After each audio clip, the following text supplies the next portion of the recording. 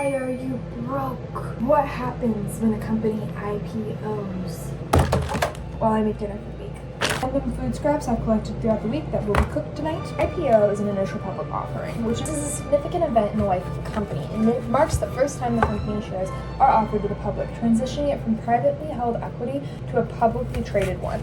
Pretty much we're going to explain the IPO process, why companies go through it, and what it means for investors and how young people can leverage this Information to their benefit.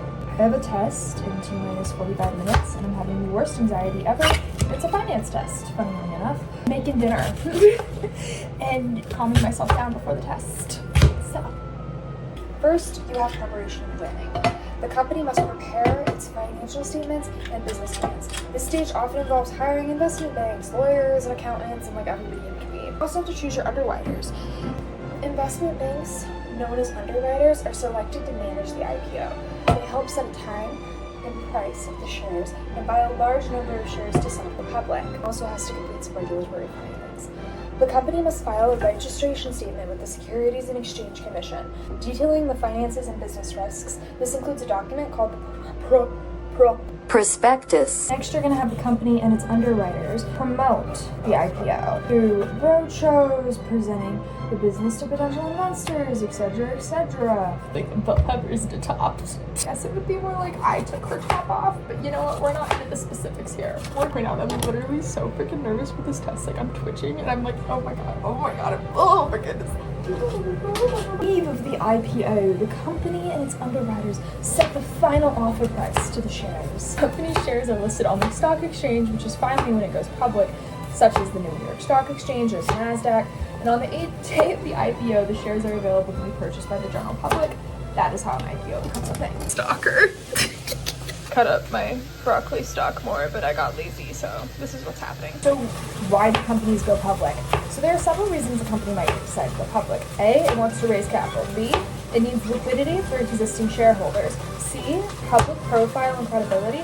Or D, mergers and acquisitions. IPOs provide companies with significant capital that can be used to expand operations, invest in new projects, or pay off debt. So just keep in mind that typically for a business owner, businesses would rather go into debt than give off their equity, because that means giving off control of their company. Granted, it definitely depends when you get bigger. Basil that at one point was fresh that I'm going to throw in there. Look at all these cucumber peels. An IPO allows for founders, early investors, and employees to sell their shares, thus realizing their investments. Being a publicly traded company often enhances their profile and credibility, which also makes it easier to attract customers, partners, and even talent. Public companies can use their stocks as currency to acquire other companies as well. Can't tell helps in the mergers and acquisitions part. Squeeze that lemon. Upon a time, strawberry shortcake existed, and my favorite character was that lemon girl. At least I think she was a lemon. Was she lemon wearing? I don't remember.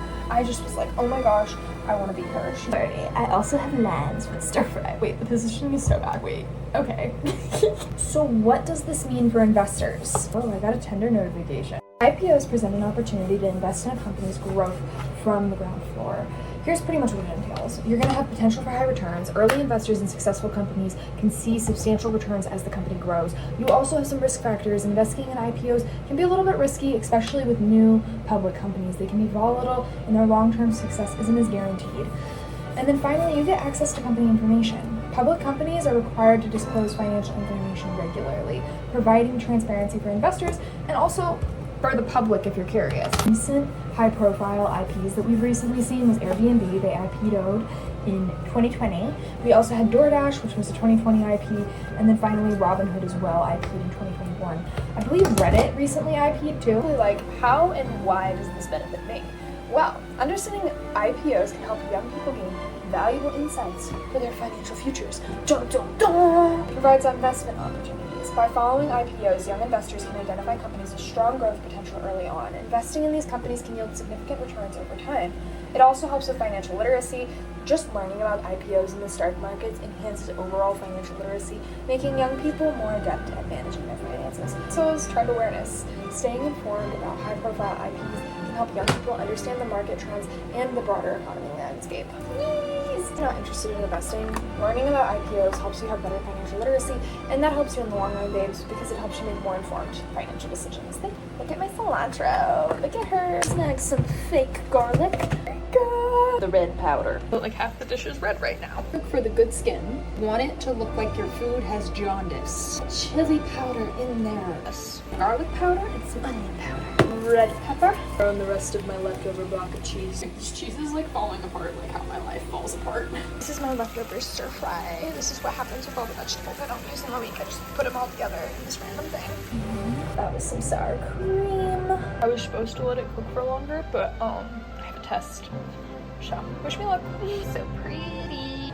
Remember guys, it's never too early to start planning for our financial health and wealth. Cheers to our future rich selves.